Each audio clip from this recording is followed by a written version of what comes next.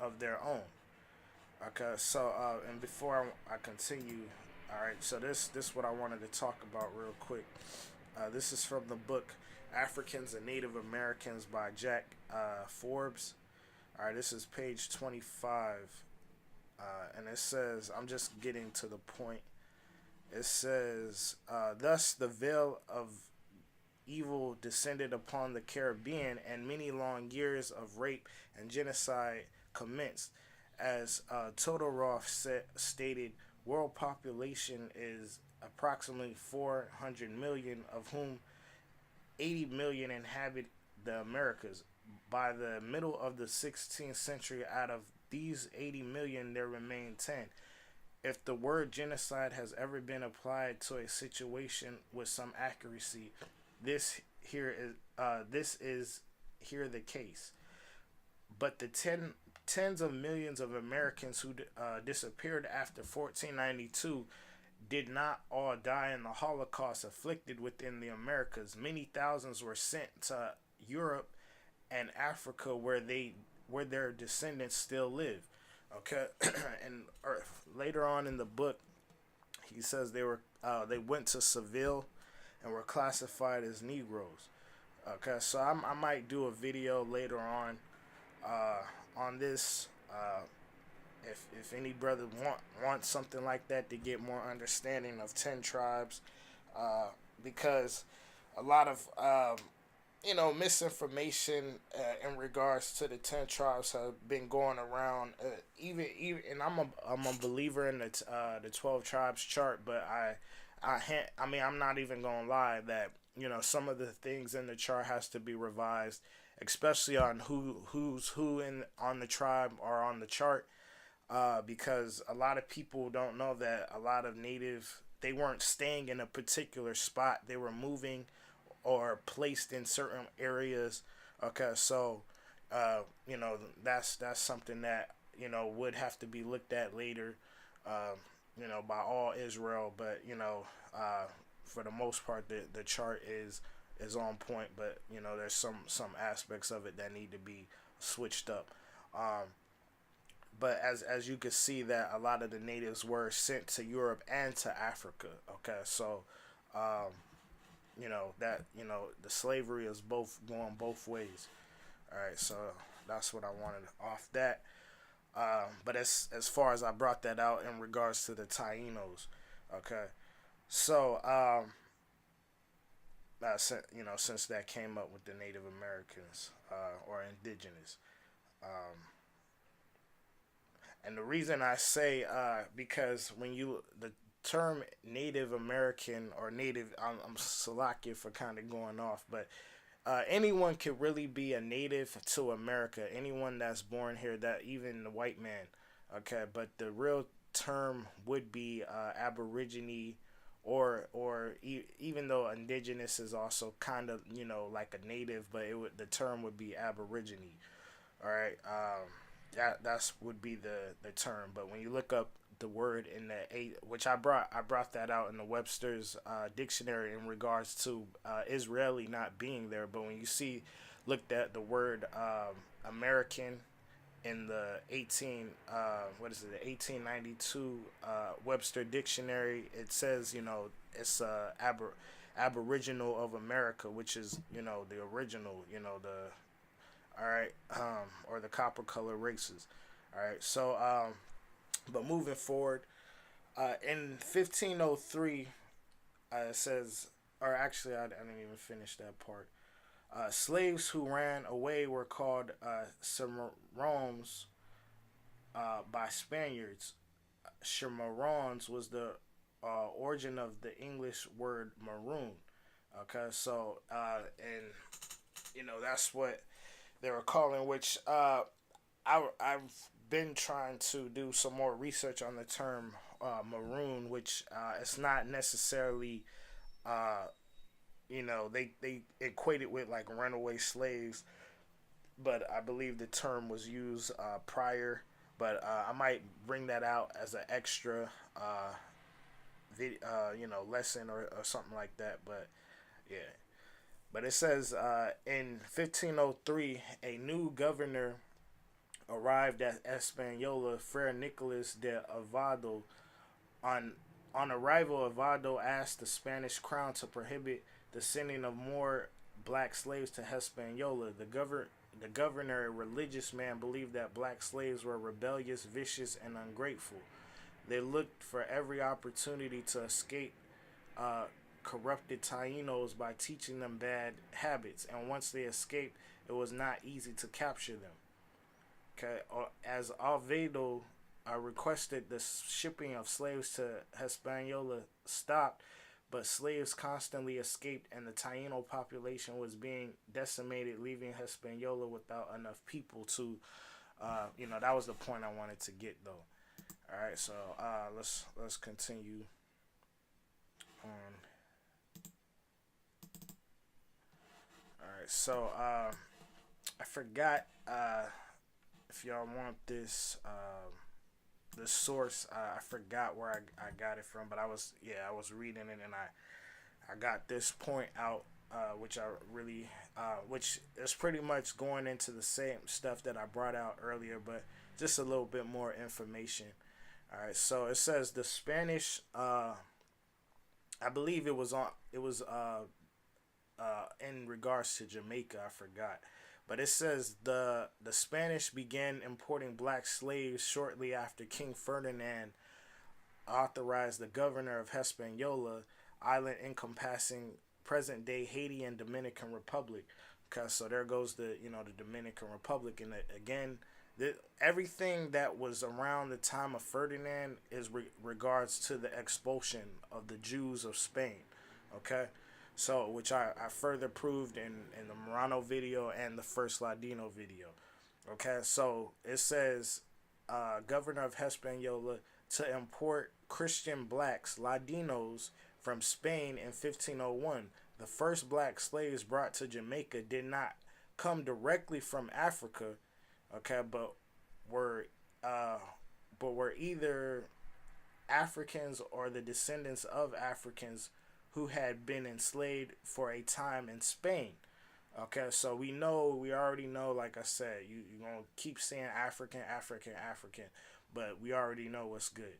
Okay, it says in 1518, King Charles I of Spain, Ferdinand's successor, signed a 4-year contract or asiento, allowing an annual supply of 4,000 African slaves to enter Hispaniola, Cuba, Jamaica, and Puerto Rico.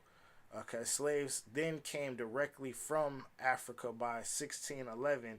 Jamaica had a population of 558 black slaves, 107 free blacks, and between 1,200 and 1,400 Spaniards. Okay, which we all know. Uh, like I said, the slave trade was going both ways. All right, so so basically, the point is that the first slaves, which I brought out, weren't coming from Africa; they were coming from Spain. All right, so which were the Moranos? Anything is synonymous with the Jews in Spain, or the slavery in Spain, or the start of slavery in Spain, is hands down the Moranos, which were black. Okay, Negroes, Israelites. All right, so no one could, you can't you can't flip that and say it was fake Jews or Jewish.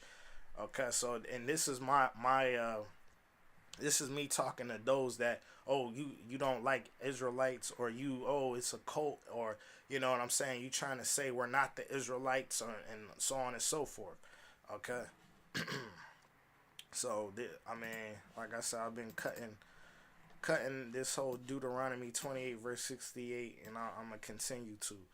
All right, so it says prior to and this is wiki, but like I bring out, I sometimes use wiki, but if I got other sources, which I've already showed other sources, so this kind of goes hand in hand with all the stuff I've been bringing out. It says prior to the arrival of, and I believe this is when you type in Black Ladinos, this is what comes up.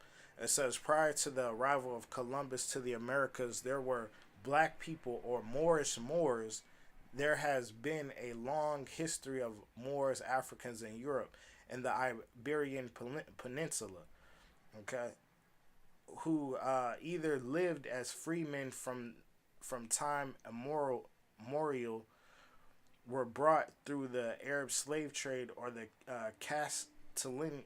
I forgot how you say that. I know it's Castel. Uh, Let me see how to say that real quick for y'all. Uh, Cause I want to know it myself.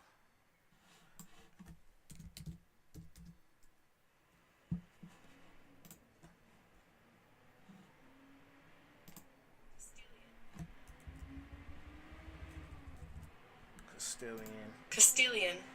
All right. So Castilian or Portuguese colonization of Africa. All right. So after some time, and yeah, going into the Arab slave trade. So as we know, going back to Joel, you know, the third chapter, we see that as well. All right. After some time in Spanish society, those Africans became Christianized and learned Spanish, which they were Ladinos. There were 50,000 black Ladinos in Spain in the 15th century, in which I showed, which let me bring that out one more time. Let me get it one more again. Is it that here? All right, so Forged in the Fiery Furnace, African American Spirituality by Diana Hayes, page 35, which I brought this out in the first Ladino video, but just if y'all forgot, and you know, I'm gonna just get to the point. It says the great majority, I'm right here, the great majority of Africans who came in the 16th century were Ladinos, baptized Spanish-speaking Roman Catholics who either had been born in Latin America or lived in Spain. In the early 1500s, Spain exiled hundreds of black Ladinos, which again we know this is the Moranos. They came, some free but many enslaved, to the Americas, okay, and became a critical source of labor and helped in establishing and maintaining the colonies. Okay, so yeah, you know, just to further show in regards to the connection. All right, so it says after the initial stages of the Spanish colonization of the Americas showed that Amerindians were not suitable for the labor that the conquerors required, mainly due to the Eurasian illnesses unknown in the Americas.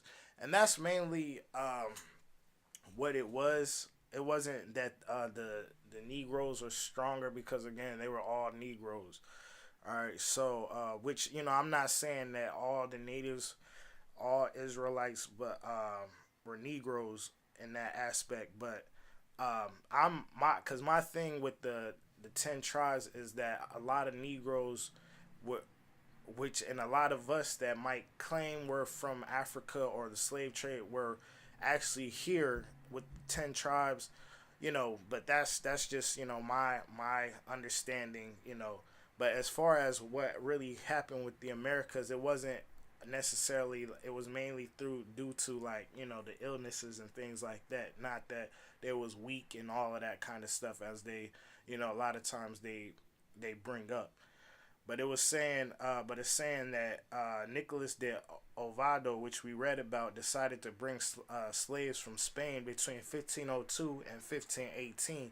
Castell exiled hundreds of black slaves, primarily to work as miners. Opponents of their enslavement cited their Christian faith and their repeated attempts of escape to the mountains or to join the Native Americans in revolt, which, yeah, you know, like the other source I brought out. But you know, the Christian faith is, again, where you gotta, you know, you gotta get your understanding on and really know what that was talking about. Again, who are the Moranos? They forced Christianity. All right, so proponents declared that the rapid diminution of the Native American population required a consistent supply of reliable, low-cost workers. Okay, so that was pretty much the point.